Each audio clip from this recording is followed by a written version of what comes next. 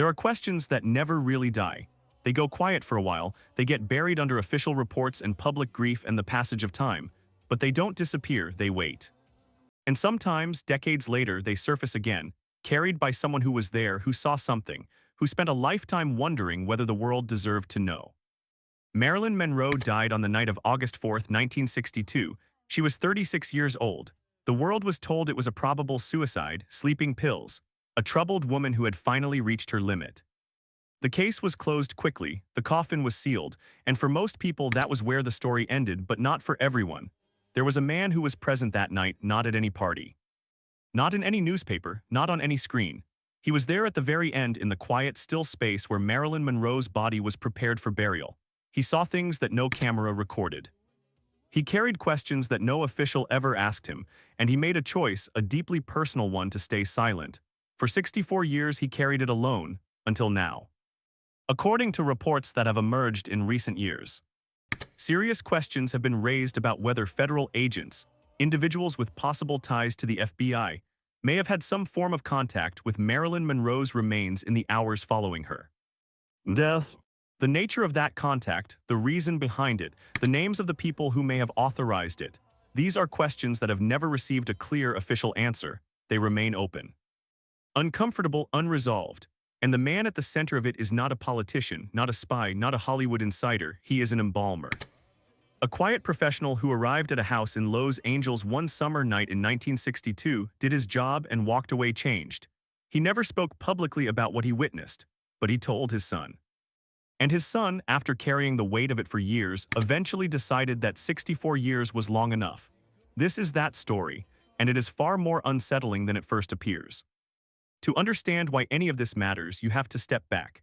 You have to see Marilyn Monroe not as the icon the world remembers, but as the woman she actually was in those final months of her life. By 1962, she was one of the most recognized human beings alive. Her face was everywhere. Her voice was instantly familiar to millions. Just months before her death, she had stood before a packed Madison Square Garden and sung Happy Birthday to a sitting American president. She was, in every visible sense, at the very center of the world. But behind that image, things were far more complicated than anyone publicly acknowledged. She had been through 2 highly public divorces. Her career, as legendary as it was, had become increasingly difficult to manage. Studios were losing patience with her. Directors found working with her exhausting.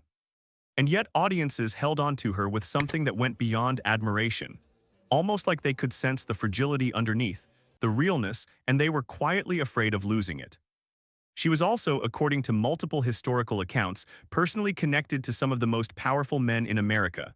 Not just in Hollywood, in government, in politics. In rooms where the kind of decisions were made that shaped entire nations. Those connections, if ever fully exposed, would have caused damage to people who had enormous amounts to protect. That context is not background noise. It is the foundation of everything that follows.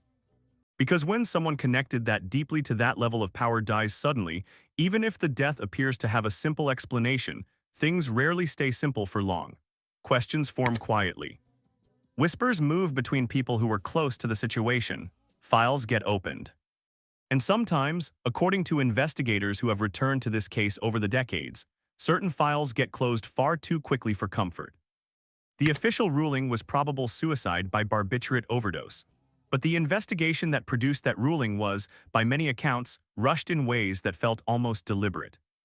Key witnesses were never fully interviewed. The scene was not documented with the care you would expect for any ordinary death, let alone the death of one of the most famous women in the world. Something about the process felt abbreviated, managed. And somewhere inside all of that grief and confusion and institutional pressure, a quiet man named Guy Hockett received a phone call in the early hours of August 5th, 1962. He was told a name. He was given an address. And he drove to 5th Helena Drive in Brentwood, California, carrying nothing more than the tools of his profession. With no idea that what he was about to see would stay with him for the rest of his life. Guy Hockett worked for a mortuary in Los Angeles. His work was precise and clinical by necessity. When you deal with death every day, you learn to hold a certain emotional distance. You have to. It is the only way to function, the only way to do the job with the respect it deserves. He was a professional in the truest sense. He had seen difficult things before. He knew how to keep his composure.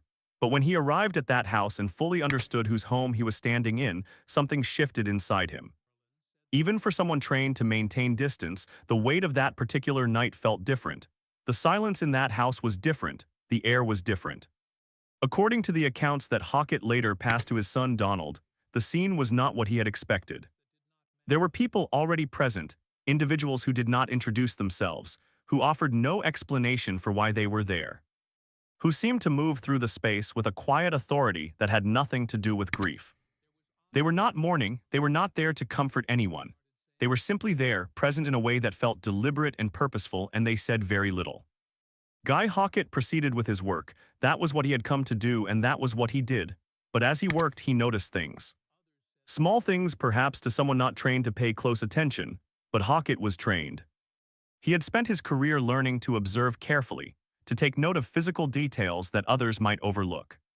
And what he saw that night, in the condition of her remains, in the layout of the room, in the behavior of the unidentified people moving through the house, settled into him deeply. He could not fully explain it. He did not try to draw conclusions. He simply remembered. He returned to his life. He went back to his work. Marilyn Monroe passed into legend, and the details of that night remained sealed inside a man who had decided, for reasons he kept largely to himself, to stay quiet. His son Donald would later describe his father as carrying a particular kind of discomfort, not dramatic, not obvious.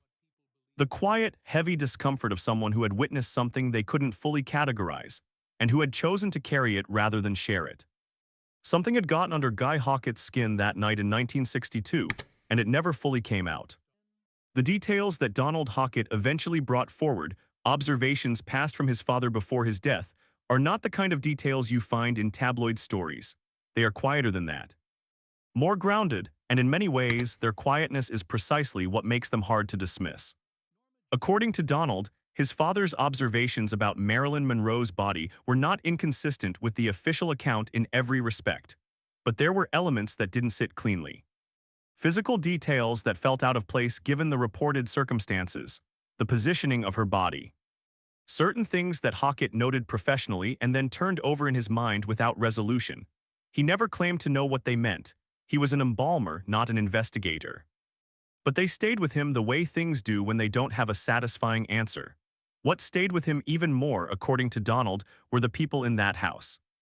Questions have been raised across decades of research about whether individuals connected to federal agencies, possibly the FBI, possibly others, had an active and deliberate interest in Marilyn Monroe's home and her personal belongings in the hours immediately following her death. This is not a fringe idea. It is grounded in documented history. Declassified records have confirmed that the FBI maintained a file on Marilyn Monroe during her lifetime. That file was not brief. It ran to many pages.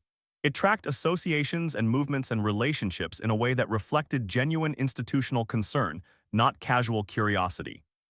The exact reason for that surveillance has never been clearly explained in any official public statement.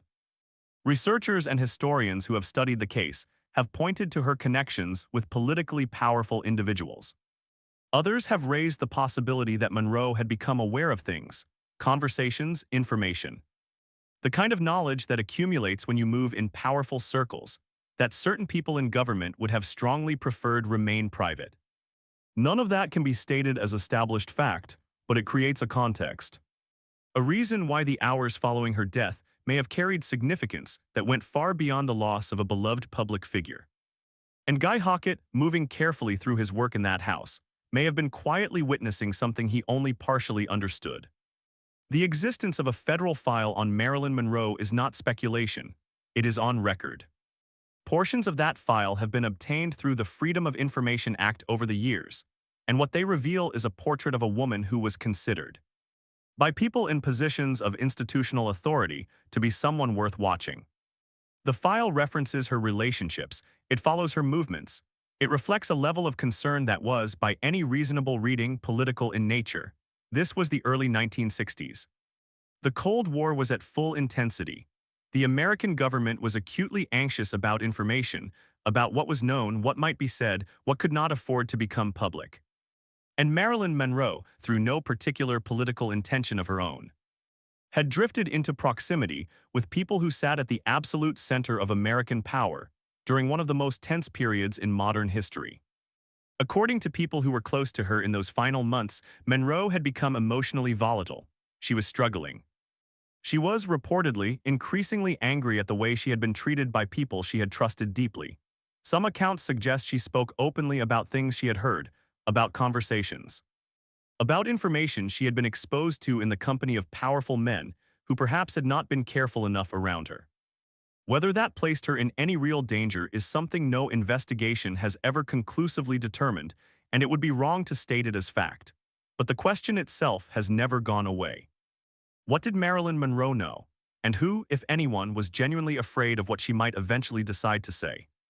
Set against all of that, the presence of unidentified, purposeful individuals in her home on the night of her death carries a weight it might not otherwise have.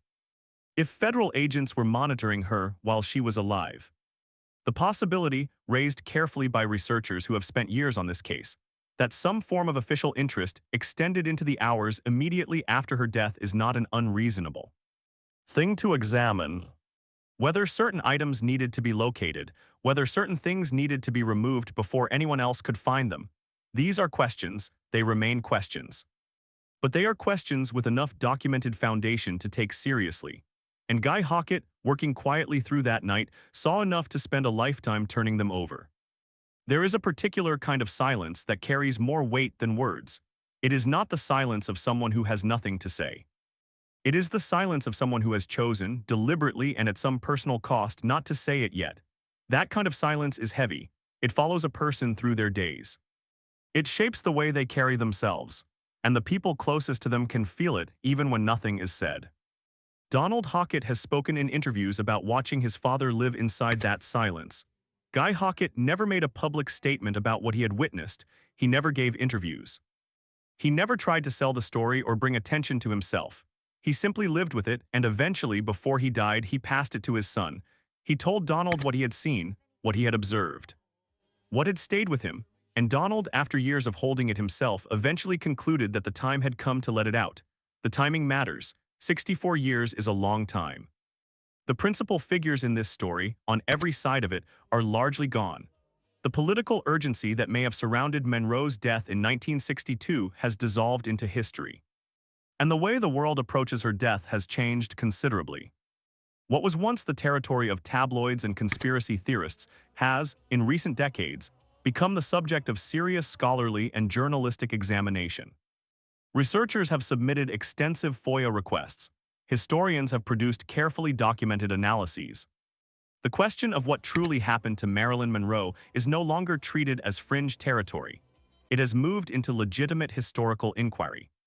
Into that space, Donald Hockett brought his father's account. What makes it worth taking seriously is, in large part, what it doesn't contain. There are no sweeping accusations, no dramatic claims that fall apart under scrutiny. What Donald describes is specific, restrained, and rooted in the professional observations of a man who was physically present in that house. A man who was trained to look carefully, who noticed things he couldn't explain, who asked himself questions he couldn't answer, and who, for most of a long life, chose not to say any of it out loud. Questions have also been raised, in the years since these accounts became known, about the coffin itself, sealed in 1962, and whether it may have attracted some form of official attention at any point. Whether any examination of Monroe's remains occurred outside what was formally documented. No official confirmation of any such activity exists. But the fact that the question has been raised at all, and that it doesn't feel entirely absurd when you understand everything surrounding her death, tells you something about how deep the unease around this case has always been. Something about the death of Marilyn Monroe has never settled into its official explanation the way it should have. Too many people who were close to it, or close to people who were close to it, have spent too many years quietly carrying things they couldn't let go of. The deeper you look into the circumstances of her death, the more the picture resists simplicity. Each document that gets released seems to open new questions rather than close old ones. Each account that surfaces, like the one passed down through the Hockett family quietly, across generations, adds another layer to a story that the official record has always tried to keep contained. And that containment is itself worth examining. In 1962, there were powerful reasons for powerful people to want a quick, clean conclusion to the death of Marilyn Monroe. The individuals whose names were linked to hers were not minor figures. They were among the most protected people in the country. A prolonged, scrutinized, genuinely thorough investigation into her final weeks, her conversations, her associations, her emotional state. The things she may have known would have created damage that extended far beyond the mourning of a public figure. There were reputations at stake, there were careers, there were things that certain people could not afford to have examined too carefully. That does not mean something criminal necessarily occurred. It is entirely possible that the official account is accurate, that she took too many pills, that the investigation, imperfect as it was, arrived at the right conclusion through an imperfect process. That possibility deserves to be stated clearly, and it deserves to be held alongside everything else. But the process itself was flawed. People who were there have said so. Investigators who returned to the case in later years have said so. And the documented presence of federal-level institutional interest in a woman who is being publicly described as simply a troubled actress has always suggested that the story the public received was, at the very least, not the complete one. Guy Hawkett never set out to become a witness to anything significant. He was a professional who received a call, drove to an address, and did his job. But because he was there, because he was the kind of person who paid attention, and because he found someone he trusted to pass the account to before he died, a thread remains. A thread that connects the private reality of that August night to a question that 64 years of official silence has never quite been able to erase. What truly happened to Marilyn Monroe may never be fully known. The people who possess the complete picture are gone. The rooms where the real conversations took place have long been emptied. But the account of an ordinary embalmer, specific and quiet and grounded in direct observation, reminds us that history is not only what gets written down officially. It is also what gets carried in memory, what gets passed between people who trusted each other, and what eventually finds its way into the world when holding it any longer becomes impossible. There is something quietly profound about the way this story managed to survive, not through institutions, not through press releases or formal hearings or declassified documents. It survived the way the most honest things often survive, passed between two people in private over years. A father who could not forget what he had seen. A son who understood, even without fully knowing what to do with it, that what he was being told was important. And then, eventually, a decision, not a dramatic one. Just a quiet human decision that enough time had passed. Marilyn Monroe has been examined and analyzed and mourned and mythologized more than almost any other figure of the 20th century. Her image has been reproduced so many times in so many contexts that it can become easy to forget she was a real woman, with a real life. With private fears and private hopes that had nothing to do with cameras or studios or the opinions of the world. With relationships that were far more complicated than any public account ever managed to capture honestly. She died young. She died in circumstances that have never been fully explained to the satisfaction of the people who have looked most carefully. And in the hours immediately after her death, something happened inside that quiet house in Los Angeles that left an ordinary man quietly changed for the rest of his life. Not broken, not obsessed. Just changed, in the subtle, permanent way that happens when you witness something you cannot explain and cannot forget. That unsettlement deserves to be honored. Not because it proves any particular conclusion, but because it points to something real, the gap that often exists between what gets officially recorded and what actually happens. The people who pass through important moments without cameras on them, without titles or credentials, sometimes carry the truest accounts. And silence, held long enough, carried faithfully enough, eventually finds a way to become something the world can hear. No official conclusion has been reached regarding any federal involvement in the aftermath of Marilyn Monroe's death. No agency has confirmed or denied the presence of government-connected individuals inside her home on that night. The questions raised by what the Hawkett family eventually shared remain firmly and honestly questions. But they are the kind of questions that don't let go easily.